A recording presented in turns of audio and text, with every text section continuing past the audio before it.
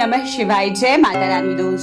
दोस्तों आज इस वीडियो में मैं आपके साथ संतान की उन्नति तरक्की के लिए रखा जाने वाला व्रत संतान सप्तमी व्रत के बारे में संपूर्णता से सभी जानकारियां शेयर करने जा रही हूं। दोस्तों हमारे धर्म में या तो व्रत हम करते हैं अपने परिवार की उन्नति तरक्की के लिए, पति की उन्नति तरक्की के लिए, या संतान की उन्नति तरक्की के लिए, उनके अच्छे स्वास्थ्य के लिए, उनकी अच्छी विद्या के लिए।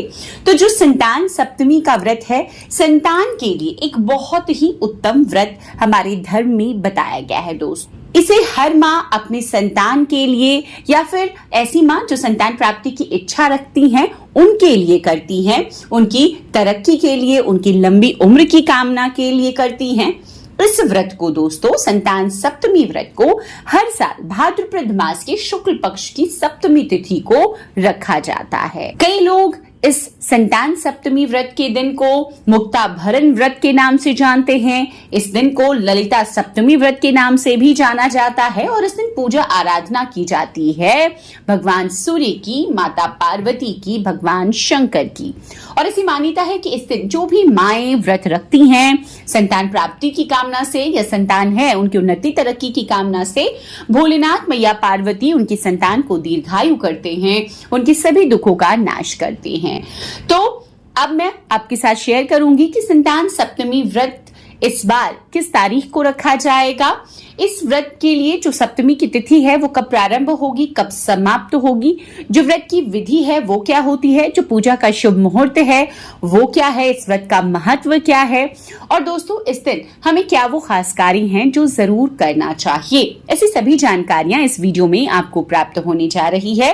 तो संपूर्ण जानकारियों के लिए वीडियो को अंत तक जरूर देखिए। दोस्तों भाद्रपद मास के शुक्ल पक्ष की सप्तमी तिथि इस बार 21 सितंबर 2023 को दोपहर में 2:14 पर ही शुरू हो जाएगी। 22 सितंबर को दोपहर में 1:35 पर खत्म हो जाएगी।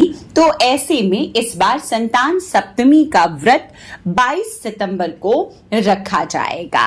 दोस्तों संतान सप्तमी व्रत का महत्व क्या होता है? देखिए, संतान की मंगल कामना के लिए या संतान प्राप्ति के लिए इस व्रत को रखा जाता है और इस व्रत में विधि विधान से भगवान शंकर और माता पार्वती की पूजा की जाती है। इस व्रत को महिलाएं और पुरुष दोनों ही रख सकते हैं।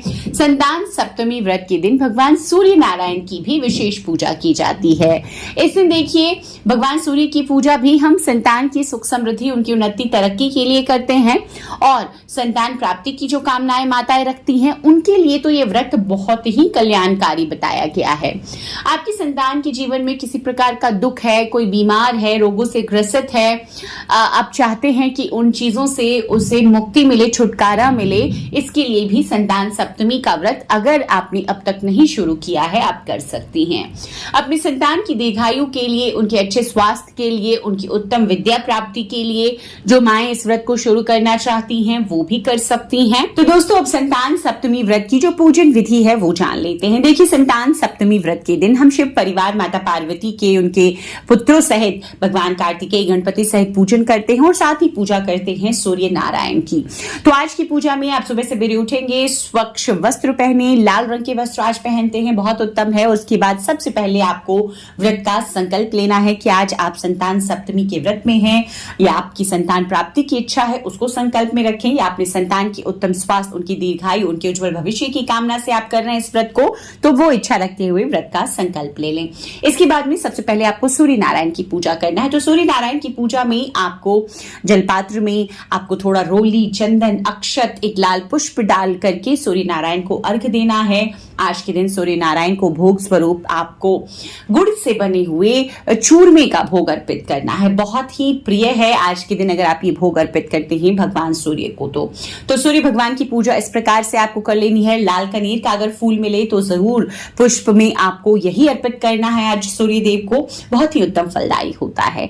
अब आपको एक पाटा लगा करके। देखिए सूर्य नारायण साक्षात देव हैं, तो आप तो सुबह उठकर जैसे सूर्य देव को जल देते हैं उसी समय उनका पूजन कर सकते हैं। बाकी आपको पाटा एक लगाना है, उत्तर पूर्व दिशा में एक पाटा लगाएं, लाल कपड़ा उस पर बिछाएं, उसके बाद में उस पर स्थापना करें शिव परिवार का। शिव परिवार की पूजन में पंचामृत से अभिषेक, जल से अभिषेक बहुत अनिवार्य बताया गया है किसी भी पूजन में, तो आपको आज के पूजन में भी करना है। उसके बाद भगवान शिव का विधि विधान से, जैसे कि आपको सफेद चंदन अर्पित करनी है, बेलपत्र अर्पित करने हैं, भांग, धतूरा, आंकड़े के फूल जो मिल जाए आपको अर्पित करना है। माता पार्वती के लिए आज की पूजा में लाल फूल आपको रखने हैं, एक लाल चुनरी माता को अर्पित करें। माता के लिए सुहाग की कुछ सामग्री आप आज की पूजा में भी जरूर रखें। दोस्तों इसके बाद आज की पूजा में जो भोग होता है वो विशेष होता है। इस पूजन में भोग लगाया जाता है पूरियों का या पुए, मीठे पुए बनते हैं 7 की संख्या में, मतलब 7 माता पार्वती के लिए और 7 पुए या पूरियां आपको अपने लिए, मतलब 2 जगह 7 बना करके पुए पूरियां आप रख लें। और सीजन के जो भी अन्य फल हैं वो भी आप भोग स्वरूप रख सकते हैं। तो ये भोग जरूरी है, मीठी पूरियों का ही भोग संतान सप्तमी व्रत में घर में शुद्धता से तैयार करके आपको लगाना है। तो आज की पूजा में ये भोग एक बहुत जरूरी नियम है। दूसरा जो नियम जरूरी है वो नियम है दोस्तों, कई क्षेत्रों में चांदी के कड़े पहने जाते हैं। ज्योतिया व्रत में जीवित पुत्रिका पहना जाता है, उसी तरह संतान सप्तमी व्रत में चांदी के कड़े पहनने का रिवाज है। वो संतान आपकी जैसी जितनी है उनके हिसाब से आपको बनानी होती है। तो वो कड़े आप तो पूजन में रखेंगे। अगर वो कड़े आपके क्षेत्र में नहीं रखा जाता, नहीं रिवाज है, तो यहाँ पर ये जो नियम बता रही है अनिवार्य है।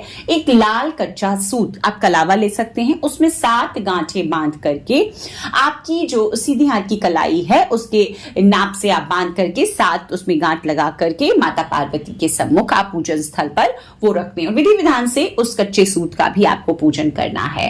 पूजन के बाद में आपको वो कच्चा सूत अपनी दाहिने हाथ में बांध लेना है और पूरे दिन आज के दिन बांध कर रखना है। दूसरा कार्य, आपको कच्चा सूत भगवान शिव को भी अर्पित करना है, गणपति को भी अर्पित करना है। वो कच्चा सूत पूजन के बाद उठाकर अपने संतानों की कलाई में आपको बांध देना है। संतानों की सुरक्षा के लिए, उनकी दीर्घायु, उत्तम भविष्य की कामना की आशीर्वाद के साथ आप उन कच्चे सूतों को, उन कलावों को अपने संतानों को भी बांधेंगे। तो ये एक बहुत ही जरूरी नियम है दोस्तों। आज की पूजा में आपको व्रत कथा संतान सप्तमी की जरूर पढ़नी है या सुननी है। इसके बाद में आप इस व्रत को खोलेंगे। व्रत देखिए आज ही के दिन खोल लिया जाता है। जो भोग आपने अर्पित किया है उसी भोग से व्रत खोला जाता है, ये भी एक खास नियम है। आपने 7 पुए जो अर्पित किए हैं एक जगह माता पार्वती के लिए, वो आपको दान में दे देना है। किसी भी ब्राह्मण को आप दान में, ब्राह्मणी को दे सकते हैं। घर परिवार में उन पुओं को आपको नहीं लेना है। आपने जो अन्य भोग अर्पित किया है, मिठाई हो या फल हो, वो आप प्रसाद स्वरूप घर परिवार में वितरित करेंगे। लेकिन वो जो 7 पुए आपने 2 जगह रखे हैं वो एक 7 पुए आपके हैं, उसी पुए से आपको व्रत खोलना है और दूसरे 7 पुए आपको दान में दे देना है। आज ही के दिन आपको दान में भी दे ही देना है। तो व्रत पूजन करने के बाद में आप व्रत उन्हीं पुओं से खोल सकते हैं। वो 7 पुए आपको किसी को, जो आपके हैं उसमें से किसी को नहीं बांटना है, अपने संतानों को भी नहीं देना है, आपको ही खाना है। आप चाहें तो अपने पति के साथ, अगर वो भी आपके साथ व्रत पूजन में हैं, तो शेयर कर सकती हैं, उनके साथ बांट कर खा सकती हैं। इसके बाद आपको और कुछ भी नहीं खाना है। खाने संबंधी यही नियम है कि जो भी व्रती होंगी वो सिर्फ उन्हीं 7 पुओं को या पूरियों को खा करके दिन में रहेंगी। कुछ भी अन्य चीजें उनको सेवन में नहीं करना है। आज के दिन नमक वर्जित है, तो नमक का ना तो भोग लगेगा ना आपको खाना है। आप चाहें तो इस भोग के बाद पानी वगैरह पी सकते हैं। इसके बाद में दोस्तों जो भी दान पुण्य के कर्म हैं वो आप कर सकते हैं। आप आज करते हैं या कल की पूजा में आप सुबह की पूजा कर लेंगे, मतलब कि व्रत खोलने की जो विधि होगी, सुबह उठेंगे अगले दिन आप पूजन करेंगे। जो सुहाग की सामग्री आपने अर्पित की है माता को, वो आप किसी ब्राह्मण को दान में दे दें। जो भी अन्य वस्त्र का आप दान देना चाहते हैं वो दान में दे दें और उसके बाद में शुद्ध सात्विक भोजन से आप व्रत खोल लेंगी। तो इस प्रकार से इस साल संतान सप्तमी का व्रत आप भी जरूर कीजिए। इन जरूरी नियमों का पालन आपको भी करना चाहिए। दोस्तों ये जो व्रत है ना संतान सप्तमी का, संतान प्राप्ति की कामनाओं से जो मैं शुरू करना चाहती चाहती हैं वो जरूर करें, बहुत ही फलदायी होता है। तो उम्मीद करती हूँ ये जो सभी जानकारियां आपके साथ मैंने शेयर की है आपके लिए उपयोगी होगी। वीडियो अगर पसंद आए तो लाइक कीजिएगा। चैनल पर पहली बार आए हैं, इस तरह की जानकारियां आपको भी अच्छी लगती है तो चैनल को सब्सक्राइब करना ना भूलें। वीडियो देखने के लिए बहुत बहुत शुक्रिया। जय माता रानी, हर हर महादेव।